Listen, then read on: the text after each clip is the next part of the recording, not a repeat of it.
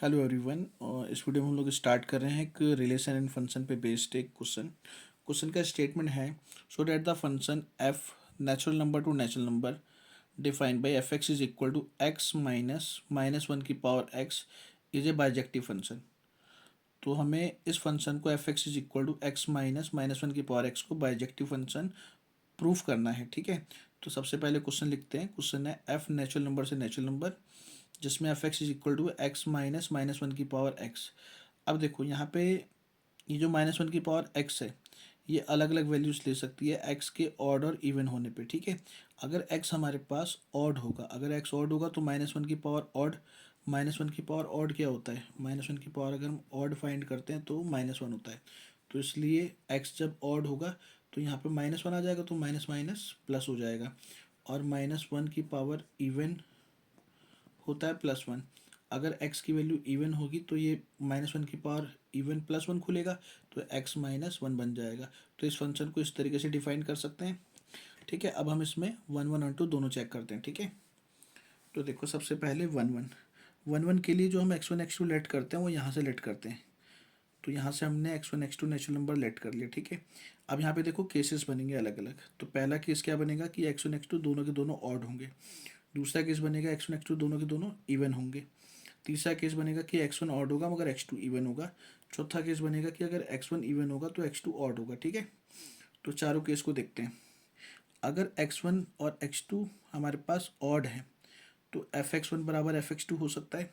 तो यहाँ से एफ एक्स वन की वैल्यू क्या होगी, अगर ऑड है तो हम सिर्फ इस वाले फंक्शन को कंसिडर करेंगे एक्स प्लस वन को, तो एक्स वन प्लस वन, और एफ एक्स टू के लिए भी x two plus one, one से वन कट जाएगा, एक्स वन बराबर आ गया एक्स टू। तो पहली कंडीशन में तो ये वन वन है। ठीक है, सेकंड कंडीशन देखो, अगर एक्स वन एक्स टू दोनों के दोनों इवन है, दोनों इवन है तो भी आपका फंक्शन ये इक्वल हो सकता है। एफ एक्स वन बराबर एफ एक्स टू हमने पुट कर दिया, तो यहाँ से एक्स वन माइनस वन और एक्स टू माइनस वन आ गया, माइनस वन से माइनस वन कट गया, एक्स वन बराबर एक्स टू आ गया। तो यहाँ भी आपके पास ये वन वन की कंडीशन बन रही है। अब थर्ड कंडीशन देखते हैं। थर्ड है एक्स वन अगर ऑड और एक्स टू हमारे पास इवन। तो अगर ये ऑड और इवन है तो इसका मतलब दोनों नंबर अलग ही अलग होंगे, तो x one not equal to x two हो गया। तो यहाँ से हमारा फंक्शन भी नॉट इक्वल टू आना चाहिए। ठीक है, तो भाई अगर एक्स वन ऑड है, एक्स वन ऑड है तो फंक्शन क्या बनेगा, एक्स वन प्लस वन बनेगा। एफ एक्स वन बराबर आ गया एक्स वन प्लस वन। और अगर एक्स टू इवन होगा तो फंक्शन क्या बनेगा, एक्स टू माइनस वन बनेगा। अब देखो अगर एक्स वन मेरा ऑड है तो odd plus one is even, तो एफ एक्स वन हो गया इवन। और एक्स टू अगर हमारा इवन है तो even minus one is odd, भाई इवन में से वन माइनस करोगे तो ऑड आएगा, तो ये ऑड हो गया। तो एफ एक्स वन की वैल्यू इवन आ गई, एफ एक्स टू की वैल्यू ऑड आ गई, तो इवन ऑड नंबर कभी बराबर हो नहीं हो सकते, इसीलिए f x one not equal to क्या हो गया, एफ एक्स टू हो गया। ठीक है, उसके बाद इसका fourth case, x one even है और एक्स टू ऑड है, तो ये भी इवन ऑड है तो मतलब अलग अलग नंबर हो गया, x one not equal to x two हो गया। तो अगर एक्स वन इवन है तो यहाँ पे एफ एक्स वन हो जाएगा एक्स वन माइनस वन। ठीक है, और एक्स टू ऑड है तो एफ एक्स टू हो जाएगा एक्स टू प्लस वन। ठीक है, अब वही सेम एक्स वन अगर आपके पास इवन है तो even minus one is odd, x two अगर आपका ऑड है तो ऑड प्लस वन इवन। तो यहाँ पे ऑड इवन इक्वल नहीं हो सकते, तो इसलिए f x one not equal to क्या होगा, एफ एक्स टू होगा।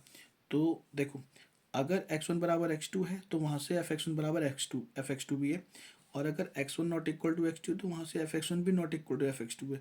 तो ये आपकी कंडीशंस हो गई वन वन फंक्शन की। ठीक है, तो from all the four cases F is one one, चारों केस के हिसाब से आपका एफ क्या होगा, वन वन फंक्शन होगा। ठीक है, अब इसमें ऑन टू चेक करते हैं। ठीक है, ऑन टू हम लोग कैसे करते हैं, हम अपने फंक्शन को वाईलेट करते हैं। हमने अपने फंक्शन को वाईलेट किया, और वाई कहाँ से लेते हैं, यहाँ से ए टू बी है ना, तो यहाँ वाले से वाई लेंगे। ठीक है, तो अब एफ एक्स बराबर वाई, एफ एक्स की वैल्यू हमारी ये रही, ये वैल्यू बराबर हो गई किसके, वाई के।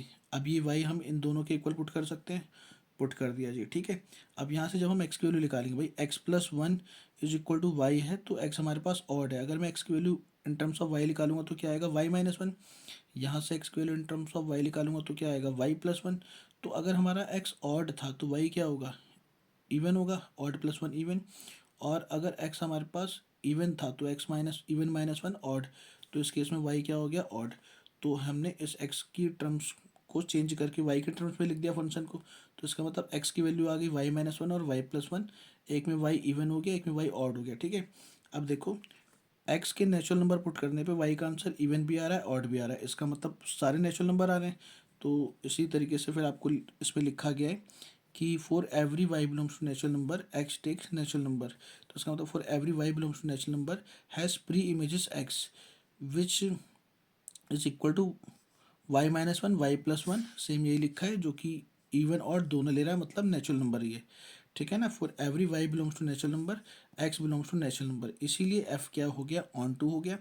और अगर फंक्शन ऑन टू हो गया, वन वन तो प्रूफ कर ही लिया, तो अगर जो function one one onto दोनों होते हैं वो हमारे बाइजेक्टिव फंक्शन होते हैं, तो इसलिए फंक्शन क्या हो गया, बाइजेक्टिव फंक्शन हो गया, ठीक है, क्लियर है।